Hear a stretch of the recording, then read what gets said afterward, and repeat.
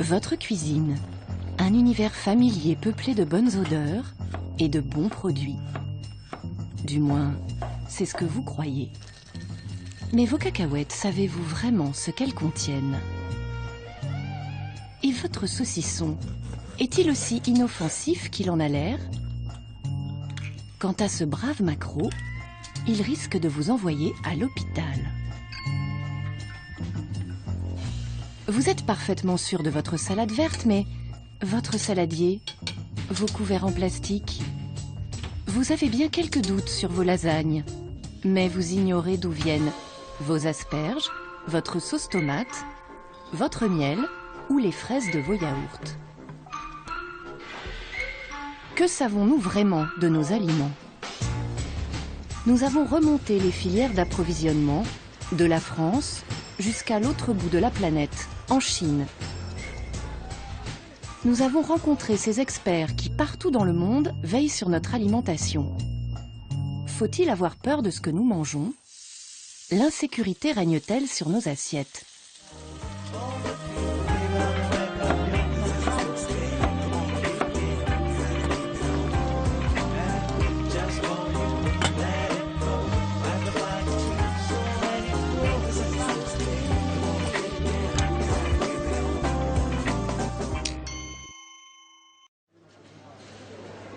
Tous les jours, partout en France, notre alimentation est surveillée, comme le lait sur le feu.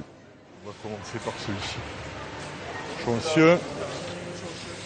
Jean-Michel Emmerich, directeur de la protection des populations. Je suis accompagné de 2 inspecteurs de ma direction. Donc on vient contrôler tout ce qui est hygiène, température, provenance des produits. Ces inspecteurs ont une noble mission, garantir la santé du consommateur. Dans un premier temps, donc, on regarde la température en surface. Là, il y a par exemple 3 degrés, donc 3 degrés c'est parfait. Pour les températures qui sont un peu supérieures, on va vérifier au cœur du produit. Les contrôleurs de la protection des populations, plus connus sous l'ancien nom de la répression des fraudes, vont passer au crible les étals de ce marché. Pas une crevette ne passera entre les mailles du filet. 13 degrés 5, 13 degrés 6. Donc là, c'est pas bien du tout, quoi. Plus la température du produit est élevée, plus la bactérie se multiplie rapidement. Et donc, le produit, une fois consommé, peut provoquer des troubles qui sont essentiellement des troubles gastriques ou des migraines très fortes. Et il y a un vrai risque pour la santé humaine. Pas de quartier pour les crevettes, elles finissent au panier. Mettre ça à la poubelle où vous avez 2 kilos de marchandises, au prix où c'est, la mettre à la poubelle, je suis pas d'accord. Donc moi, je vais la consommer. Voilà. Et les inspecteurs ne s'arrêtent pas au petit commerce. Aujourd'hui, 80% de notre alimentation vient des supermarchés. Ils sont donc régulièrement inspectés. Pour cette grande surface, c'est même la 3e fois cette année.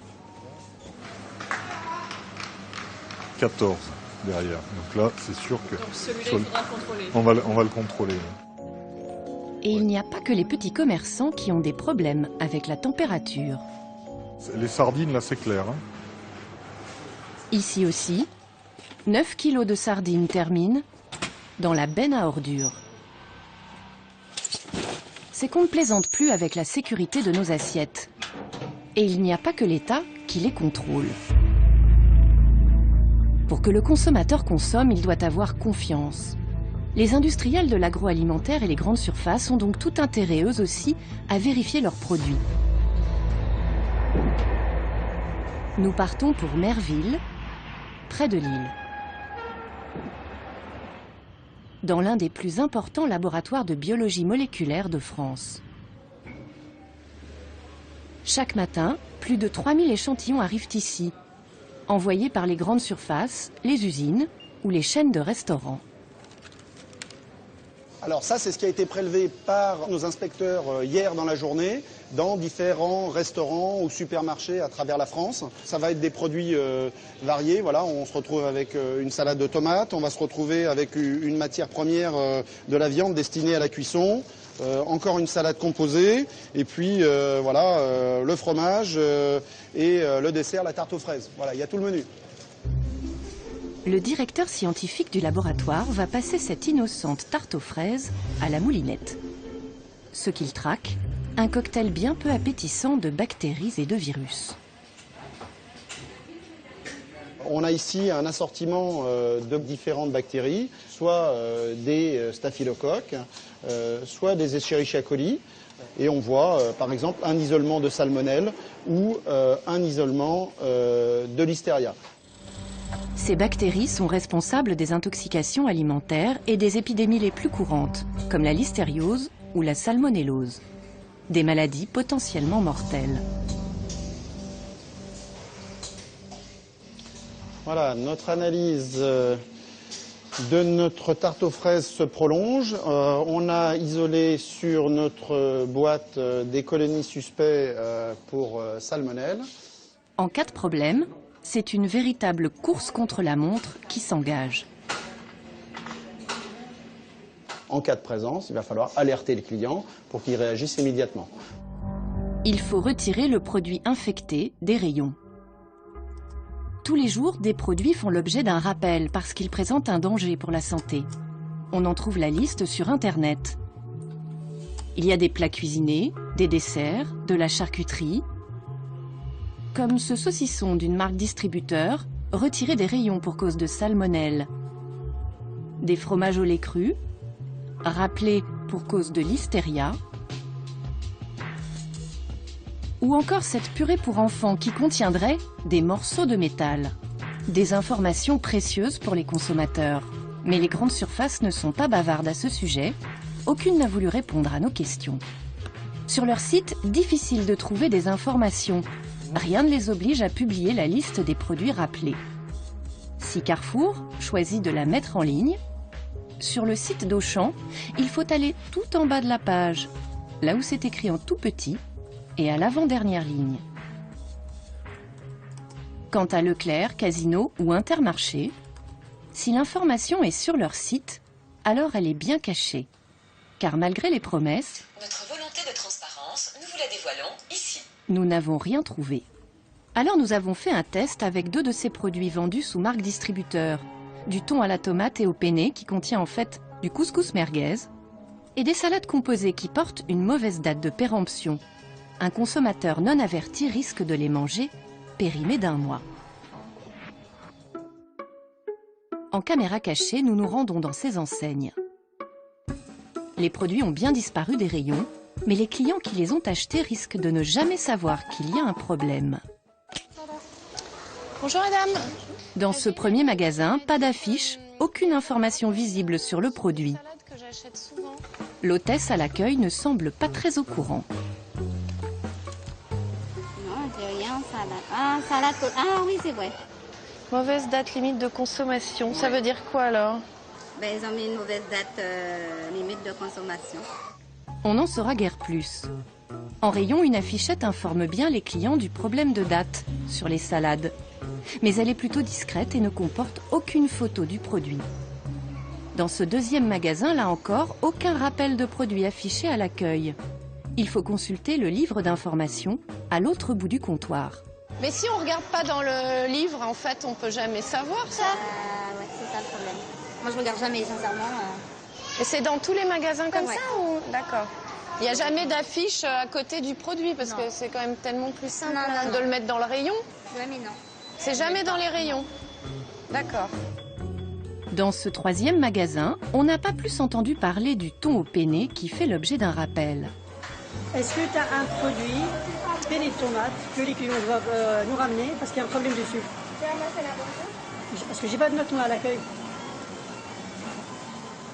C'était affiché, c'est ce jeune homme-là qui me l'a donné. Et apparemment le papier qui a écrit de la retirer parce qu'elle a été déchirée à force de mettre des salades dessus.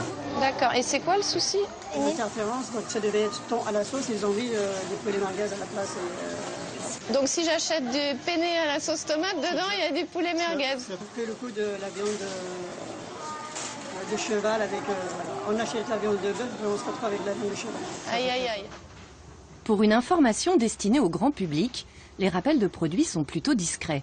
Trop de mauvaise publicité pour la grande distribution. Malgré cette surveillance, les crises sanitaires se multiplient. Rappelez-vous, Voici l'image qui effraie l'opinion publique d'une vache folle atteinte d'encéphalopathie spongiforme. en 1996, la vache folle, un scandale sans précédent qui fera 214 morts en Europe, dont 23 en France. 3 ans plus tard, c'est la dioxine qui s'invite dans le poulet, puis les œufs, et même la mozzarella. Le bio n'est pas épargné. En 2011, des graines germées bio sont contaminées par Escherichia coli, 30 morts en Allemagne et des tonnes de légumes détruits par erreur. En 2012, la même bactérie touche des steaks hachés et fait une quarantaine de victimes dans plusieurs pays d'Europe. C'est de ces fermes roumaines que tout est parti.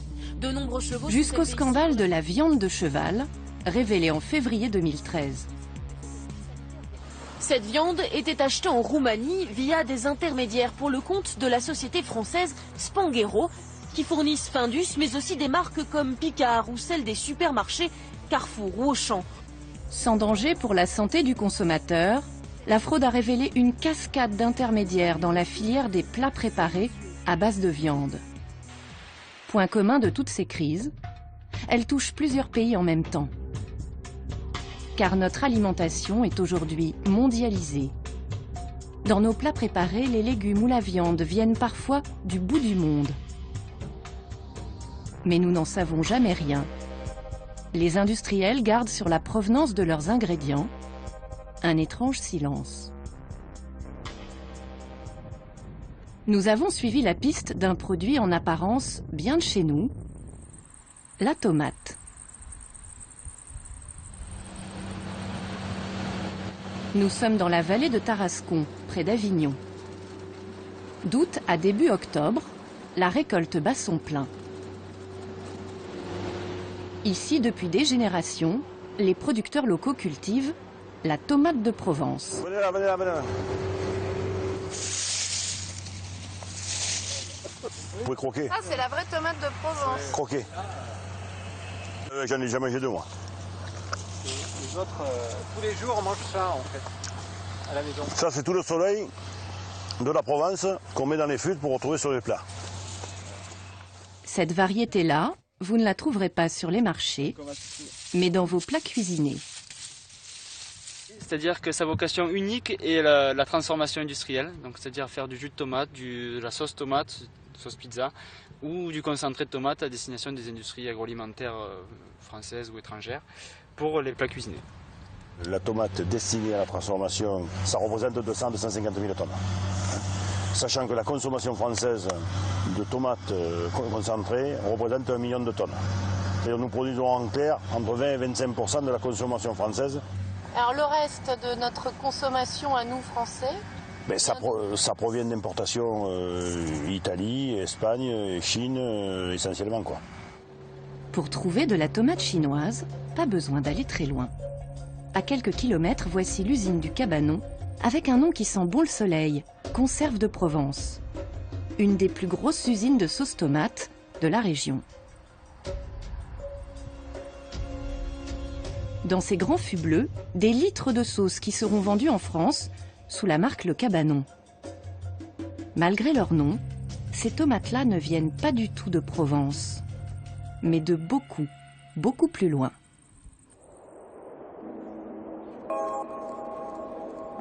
Du Xinjiang, en Chine. Premier producteur agricole mondial, la Chine est devenue le garde-manger de la planète et le premier fournisseur de l'Union européenne. Bienvenue en pays ouïghour, une région totalement dédiée à la culture de la tomate. Sur les routes, des files ininterrompues de camions chargés de tomates à destination des usines Chalkis, un groupe chinois qui a racheté l'usine provençale du Cabanon en 2004. Devant l'entrée de l'usine, les chauffeurs font le pied de grue. Vous allez attendre longtemps avant d'entrer dans l'usine? Oula, pas avant demain matin. Demain matin? Midi même. Le long des files de camions, le jus de tomate dégouline sur la route. Une odeur de pourriture imprègne l'air. Ça fait longtemps qu'on attend. Combien de temps? Ça fait 25 heures que les tomates sont dans le camion. C'est pour ça que ça pue autant.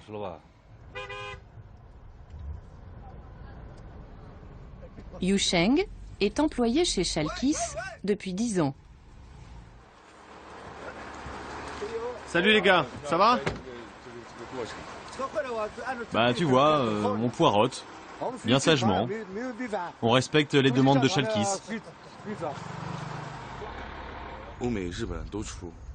Si toutes les usines du Xinjiang se mettent à tourner à seulement 70% de leur capacité réelle, alors on pourrait répondre à la demande mondiale de concentré de tomates pendant 3 ans. Les autorités ont encouragé ce marché? Oui, bien sûr. Les autorités l'encouragent, surtout que Chalkis est une entreprise qui appartient à l'armée. C'est l'armée qui gère la plupart des champs de tomates de la région. Le groupe Chalkis n'a pas souhaité nous recevoir. Il y a 15 ans, pas une seule tomate ne poussait ici. Le gouvernement a encouragé cette culture pour faire venir des paysans chinois dans cette région, peuplée de la minorité ouïghour. Aujourd'hui, le concentré de tomates du Xinjiang se retrouve sur les pizzas de toute la planète. Et il fait vivre toute la région. Comme Zhang Zibin, le propriétaire de ce champ.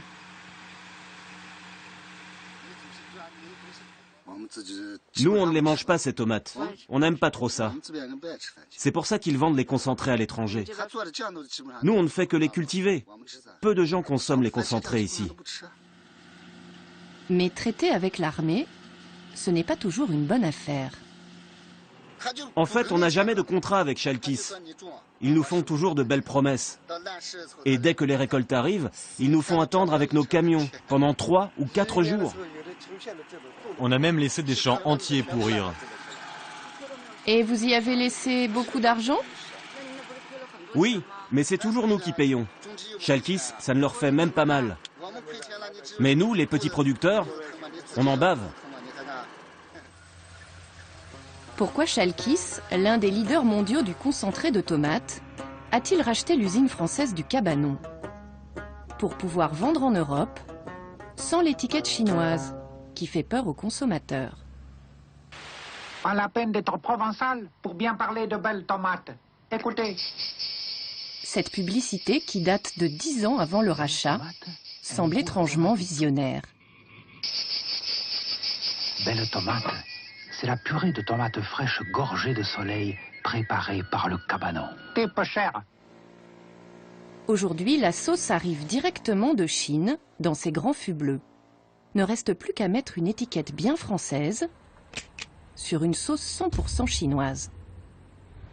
Nous consommons donc des produits venus du bout du monde sans même le savoir.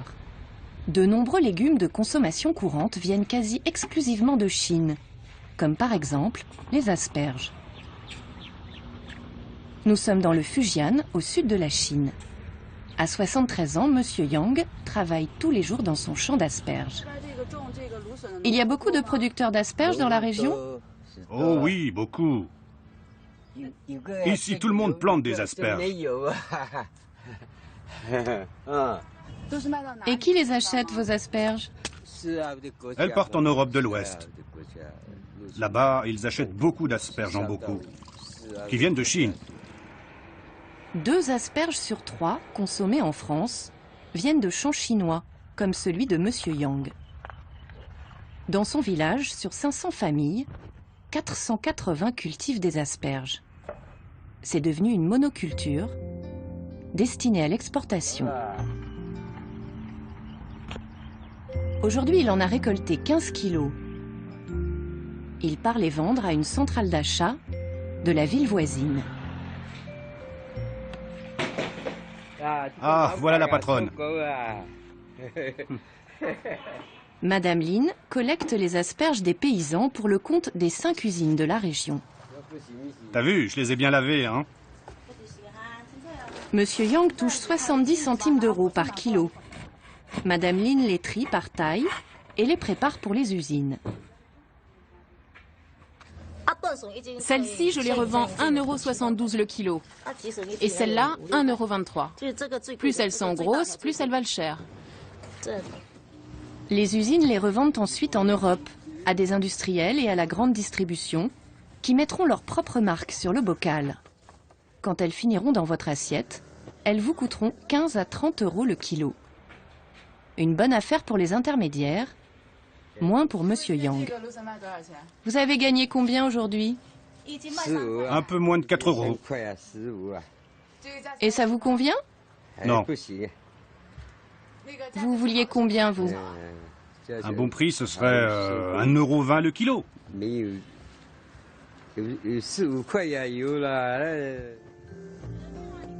La Chine est devenue le supermarché de la planète. Le monde entier vient y faire ses courses. Mais le consommateur français ne saura jamais qu'il mange chinois. Même si les produits sont de qualité, les industriels se gardent bien d'indiquer leur origine. Un manque de transparence qu'Olivier Andreau de l'association UFC Que Choisir va nous démontrer en faisant les courses. Ça, c'est le cas, donc, vous voyez, c'est de la viande bovine. Et la viande bovine, obligatoirement, il y a l'indication de l'origine. On voit origine France, c'est très clair. Une obligation depuis la crise de la vache folle. Et c'est pareil pour les fruits et les légumes frais. En fruits et légumes, il y a une indication obligatoire au niveau européen de l'indication du pays d'origine. Alors ça change pourquoi? Eh bien, dès que le produit est considéré comme transformé, du point de vue réglementaire, il n'y a plus d'obligation. Et comme il n'y a plus d'obligation, en général, il n'y a pas d'indication. Et on va le vérifier. Nous mangeons 2 fois plus de produits transformés qu'il y a 20 ans. Nous avons donc acheté des plats préparés, des surgelés et même des yaourts. Nous voilà parés pour une leçon d'étiquette. Premier constat, il n'y a aucune information sur la provenance des ingrédients. Comme quasiment tous les produits transformés, on voit que les fabricants n'ont donné aucune information sur l'origine de la viande. On nous dit simplement que c'est une viande de veau préparée en salaison. L'origine, là encore, on restera sur notre faim. En revanche, le fabricant, peut-être pour rassurer les consommateurs, a cru bon de préciser que le produit est cuisiné dans l'Aveyron. Ça pourrait même être de nature à induire le consommateur en erreur, qui peut imaginer que le produit est fabriqué avec des ingrédients du terroir ou provenant de cette région. Or, nous n'avons aucune garantie sur l'origine de ces ingrédients. Cuisiner en Aveyron, ça veut juste dire quoi?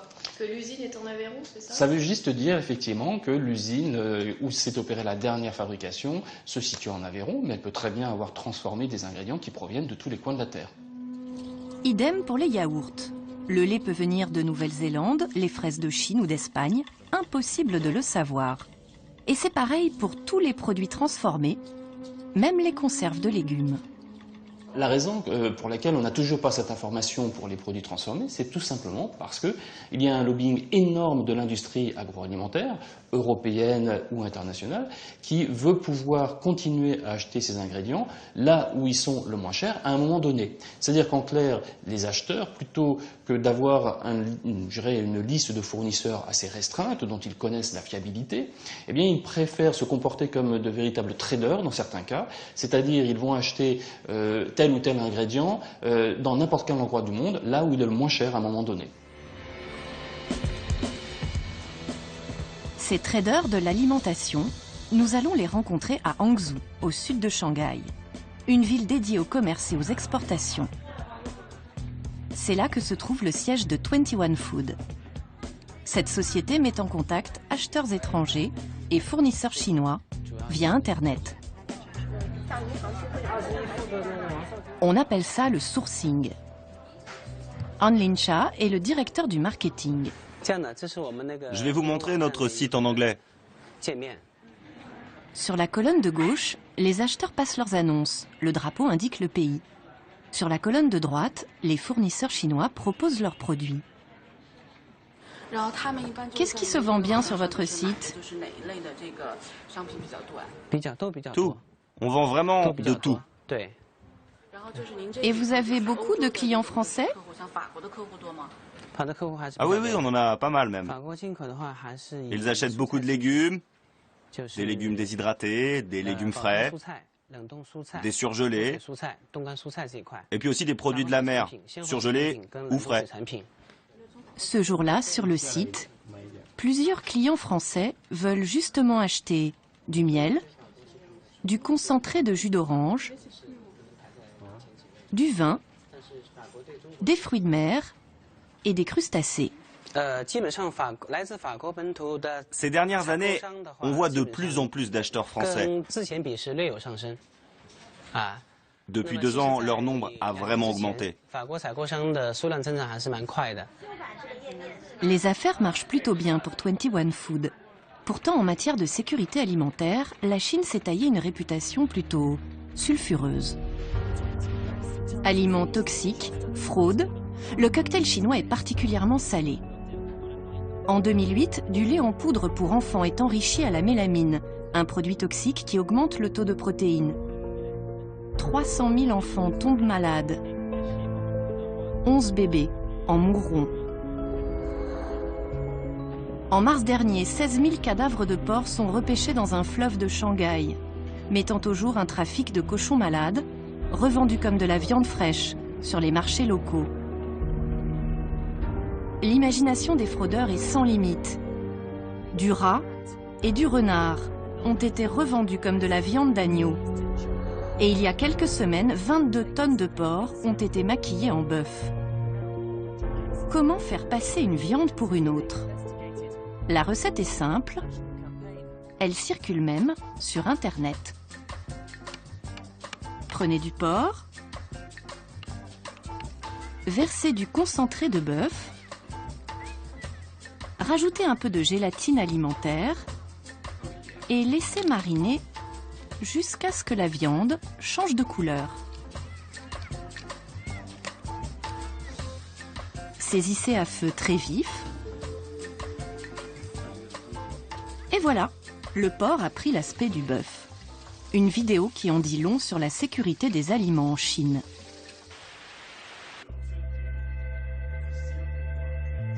Henri van Ruymbeck dirige une société qui aide les industriels européens à se fournir en Chine.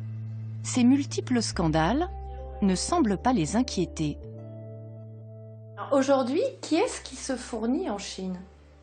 À peu près tout le monde. On trouve tous les industriels se fournissent en Chine, les distributeurs.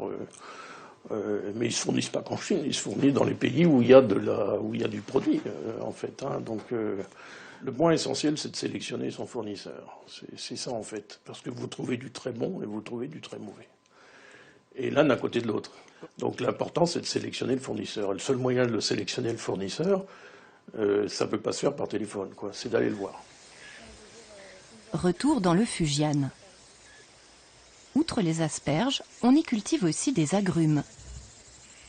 Comme ces pomelos, de gros pamplemousses destinés au marché européen. Peter Wang travaille pour une société d'audit. Il inspecte les fournisseurs chinois pour le compte d'industriels européens. Aujourd'hui, il va contrôler cette exploitation pour le grossiste Metro.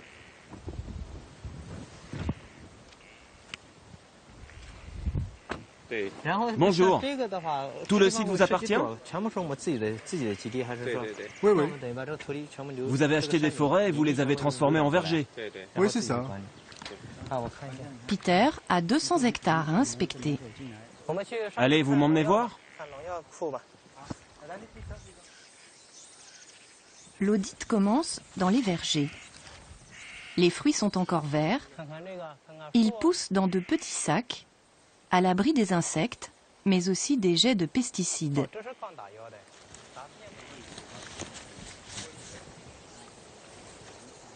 Je regarde s'il n'y a pas d'insectes dedans. Si le fruit est beau, s'il est propre. Mais le plus important, c'est le contrôle des engrais, des pesticides et autres produits chimiques potentiellement interdits par les normes européennes. C'est un peu le fouillis ici, dites donc. Ce produit-là, c'est bon.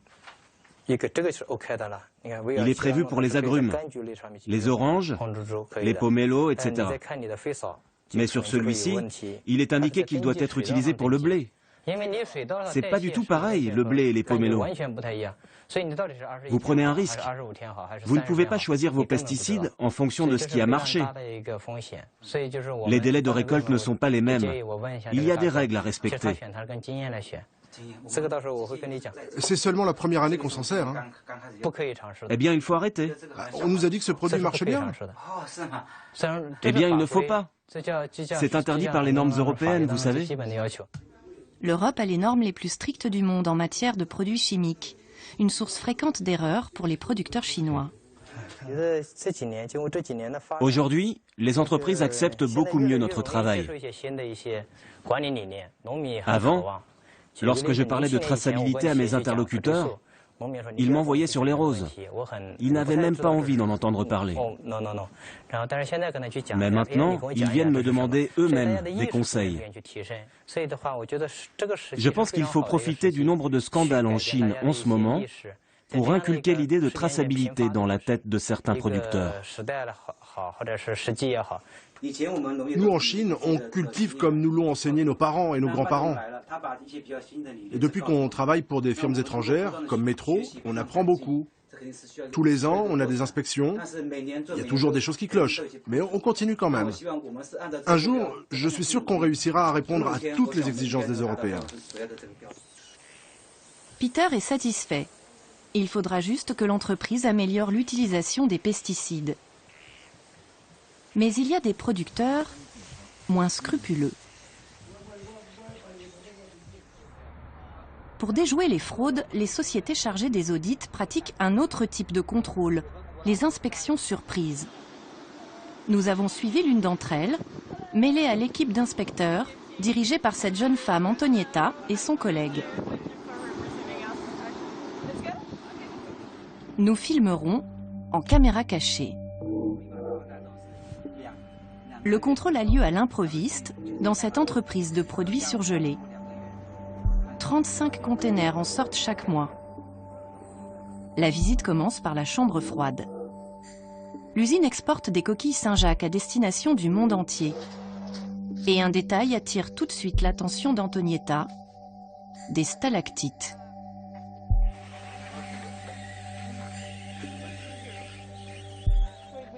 Ça veut dire quoi? Que la température a changé? Oui. Cela signifie qu'il y a un problème de variation de température. Et ça peut être dangereux si on les mange?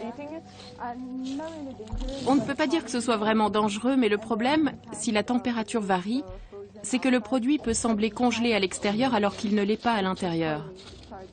Parfois ça ne se voit pas, mais après 30 jours de bateau, quand ça arrive chez les clients, c'est déjà pourri dedans.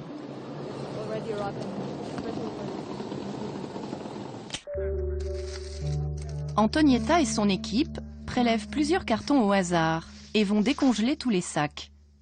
Ce qu'elle cherche, c'est une fraude très courante. Le trempage dans des produits chimiques qui permettent de gonfler les coquilles d'eau et donc de tricher sur le poids réel.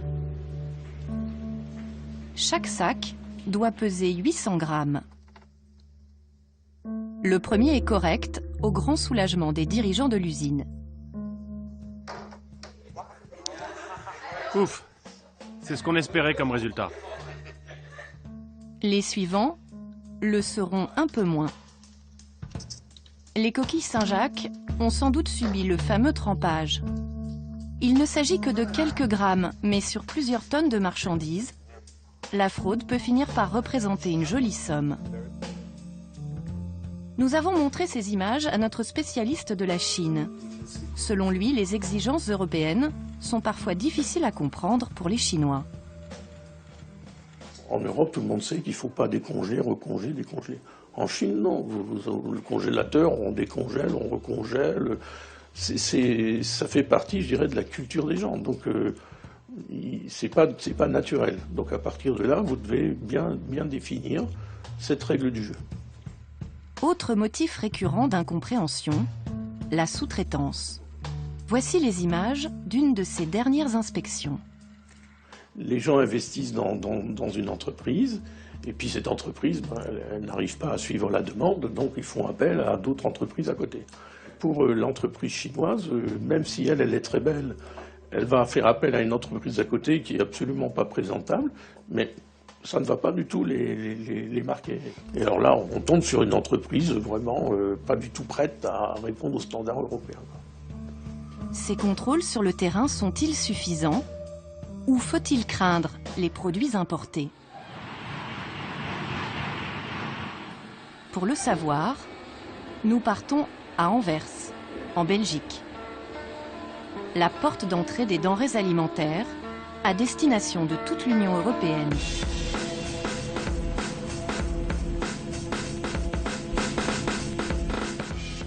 L'Europe est le plus gros importateur mondial de denrées alimentaires. 160 millions de tonnes de marchandises transitent ici chaque année. Comment s'assurer de leur qualité? Tous les matins, des conteneurs sont prélevés sur chaque cargo qui entre au port. Ils sont acheminés par camion jusqu'à cet entrepôt pour être contrôlés. Ce jour-là, c'est un chargement de poulet congelé qui vient du Brésil. Là, on prend des cartons aussi bien devant que derrière ou au milieu. On en prend même tout au fond pour avoir une image globale du chargement et de sa qualité. Stéphane est vétérinaire, mais il passe le plus clair de son temps en cuisine. En fait, un laboratoire d'analyse sensorielle. Le poulet brésilien va faire un petit tour au micro-ondes.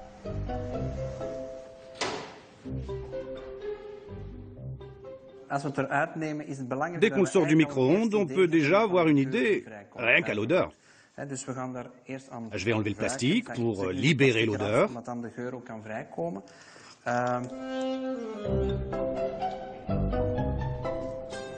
Est-ce que ça a l'air normal? Oui, parfaitement normal. Stéphane prélève des échantillons et les envoie au laboratoire pour subir des analyses plus poussées. Le poulet brésilien va poursuivre sa route, direction les usines de plats préparés, les chaînes de restaurants ou les hypermarchés européens. Mais seuls quelques milliers de conteneurs sont vérifiés chaque année sur les 7 millions qui entrent au port. Alors les contrôles sont ciblés sur les produits et les pays qui statistiquement présentent le plus de risques, comme la Chine, l'Inde ou la Turquie. C'est à Liège, dans ce laboratoire, qu'arrivent les échantillons prélevés dans les conteneurs. Claude est chargé des produits à risque, crevettes, volailles et surtout le poisson. Je vais rechercher une protéine qui s'appelle l'histamine. C'est dangereux? Ça peut provoquer des chocs dangereux et peut-être même entraîner la mort pour les gens qui sont particulièrement sujets aux allergies. Depuis 23 ans, Claude coupe, tranche, dissèque les denrées alimentaires venues du monde entier. Et il en a vu des vertes et des pas mûres. Ce qui est le plus étonnant, c'est de voir ce qu'on fait manger aux animaux, en règle générale, parce qu'on contrôle également ce qu'on fait manger aux animaux. Et je me souviens avoir trouvé des pneus, du verre, des clous, des fils barbelés. Et dans les denrées pour les êtres humains? Du colorant industriel qu'on utilisait pour fabriquer du cirage, qui est formellement interdit. Des antibiotiques aussi, on en trouve régulièrement, dans la viande d'importation essentiellement. On est quelquefois surpris de voir ce qu'on arrive à faire manger aux gens. Ouais, ça c'est étonnant. Il y a des choses que je ne mange plus, mais bon. Réduite en bouillie, la sardine va être décomposée dans ses moindres particules.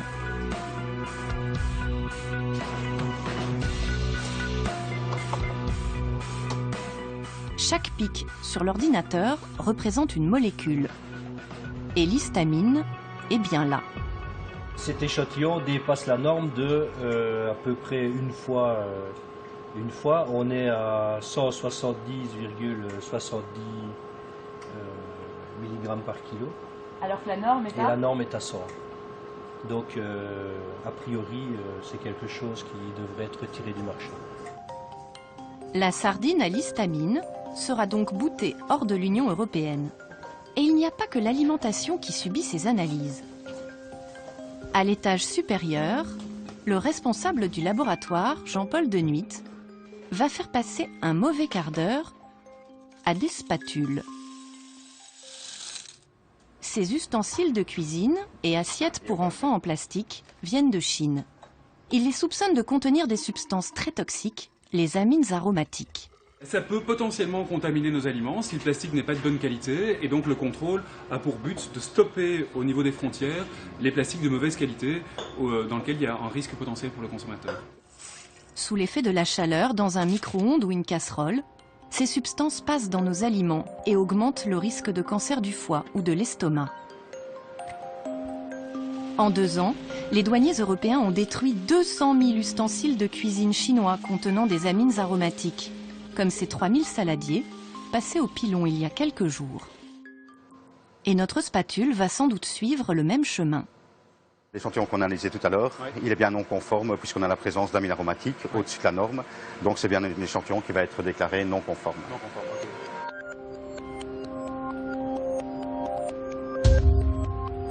Quelques minutes plus tard, à Bruxelles, l'alarme est donnée dans toute l'Europe grâce à la hotline des alertes alimentaires.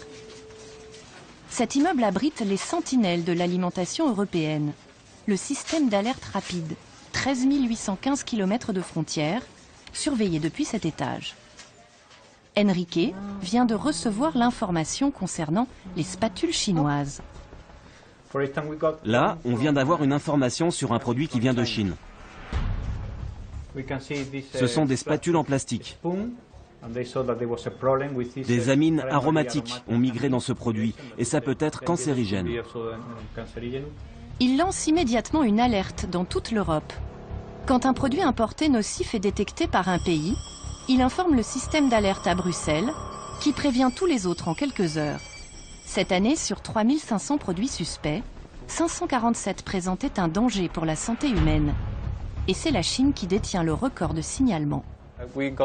Là, par exemple, on a trouvé des aflatoxines dans des pistaches. C'est l'Allemagne qui a donné l'alerte.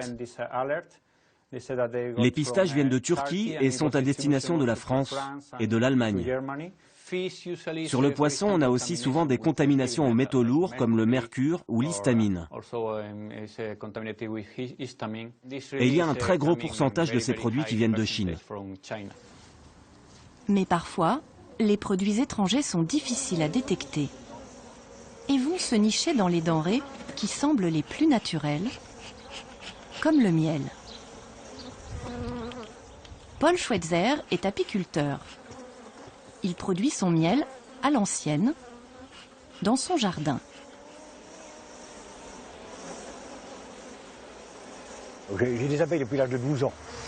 Et je me suis passionné pour la biologie de l'abeille, et tout ce qui est en rapport avec.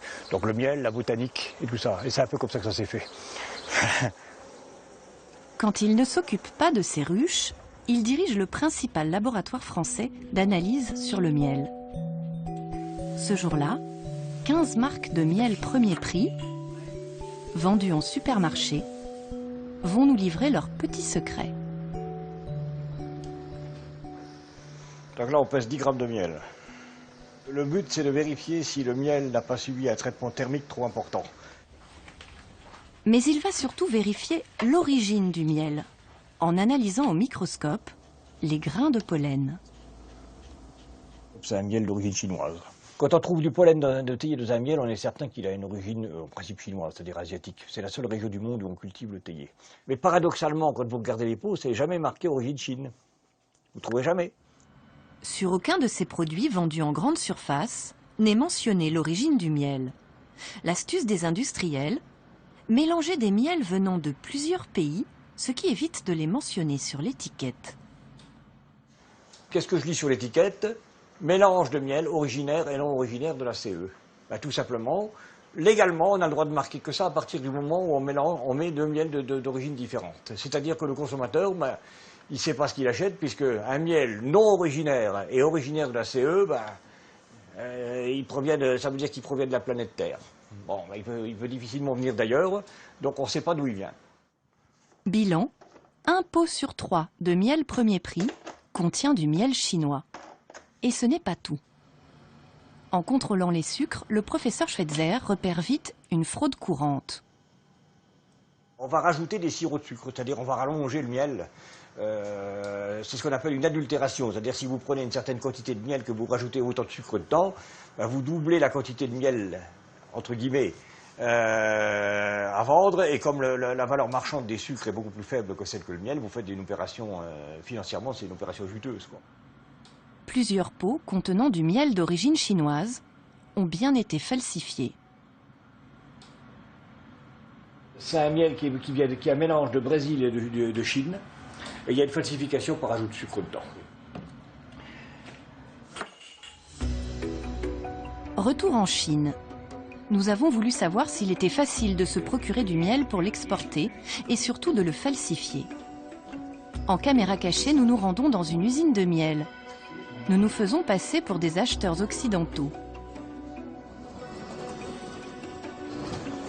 En négociant le prix, le responsable va nous faire une étrange proposition.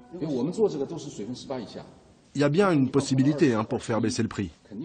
Si vous êtes d'accord, on peut augmenter le pourcentage d'eau dans le miel. On rajouterait comme de l'eau sucrée. Vous voulez dire que vous êtes en mesure de le faire? Si c'est ce que vos clients veulent.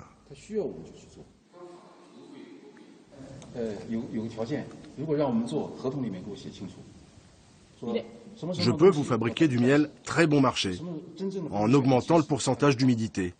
Mais à condition que vous le marquiez dans le contrat. Sinon, je ne le fais pas. Je prends un trop gros risque. Certains fraudeurs chinois ne se contentent plus de rajouter de l'eau sucrée. Ils sont aujourd'hui capables de créer artificiellement du miel de synthèse. Le professeur Schweitzer va nous en faire la démonstration. On va faire un faux miel du Gâtinais, c'est une appellation française. C'est un des miels pour lequel il est plus facile de faire un faux. Il faut du sucre, 4 grammes de glucose, 3,9 grammes de fructose. Encore du sucre, toujours du sucre. Il y a également du maltose et de l'isomaltose. Au total, 6 sucres différents. Tous ces sucres, on les trouve facilement? C'est vraiment les sucres bateaux qu'on trouve les moins chers de la chimie. Rajoutez une goutte d'acide gluconique, normalement produit par les abeilles, 1 ou 2 enzymes, de l'eau et quelques grains de pollen pour faire plus vrai. Je mélange le tout. Chauffez à feu doux. Le faux miel est prêt. Ce produit-là ressemble à du miel, mais ce n'est pas du tout du miel, il n'y a pas 1 gramme de miel là-dedans. Par contre, on l'a analysé et il est conforme sous tous les critères légaux. Quand on fait les analyses de miel d'origine chinoise, certains manifestement sont faits avec les méthodes-là. En sachant que c'est même plus performant que ce que je viens de bricoler là, puisque c'est fait à l'échelle industrielle avec des contrôles tout au long de la fabrication et tout, où on arrive à faire des produits qui ressemblent parfaitement au miel. 10% du miel consommé en France serait falsifié. Sommes-nous condamnés à consommer des produits qui viennent de plus en plus loin, ou d'autres solutions sont-elles possibles? Nous sommes retournés dans la vallée de Tarascon. Aujourd'hui, l'usine chinoise du Cabanon n'achète plus une seule tomate aux producteurs locaux. Alors ils ont pris leur destin en main. Une soixantaine d'agriculteurs se sont regroupés et ont monté leur propre usine, Provence Tomate. Avec un maître mot, la traçabilité jusqu'au champ. Donc voilà, on a le nom du producteur, la parcelle, le numéro de la benne, la variété, la date et l'heure de récolte. Boîte par boîte, vous pouvez savoir de quelle parcelle venait le concentré de tomate. De quelle parcelle, de quelle région, de quel producteur vient la tomate. L'usine fabrique des sauces pour les industriels de la pizza et des plats cuisinés. Et entre le concentré à la mode chinoise et le bon coulis provençal, il n'y a pas photo. On dirait de la pâte à modeler, ça tient. Pour quelques euros de plus, des industriels locaux font aujourd'hui le choix d'acheter cette sauce, fabriquée avec de vraies tomates de Provence, plutôt que celles venues du bout du monde. Une première victoire pour les producteurs locaux. À nous de contre-attaquer, de sensibiliser les consommateurs, parce que je crois que derrière chaque consommateur, il y a aussi un citoyen. Et là, je pense qu'il faut que tout le monde cherche à comprendre que quand il achète un produit, c'est pas le demi-centime ou les quelques centimes de plus sur le produit, que ça va changer fondamentalement son revenu à la fin du mois, sa situation à la fin du mois. Par contre, si on ne maintient pas de la production chez nous, demain le produit d'importation sera encore plus cher. Les sénateurs l'ont peut-être entendu. Ils viennent de voter un texte qui obligerait les industriels à indiquer la provenance de tous les produits sur leurs plats préparés.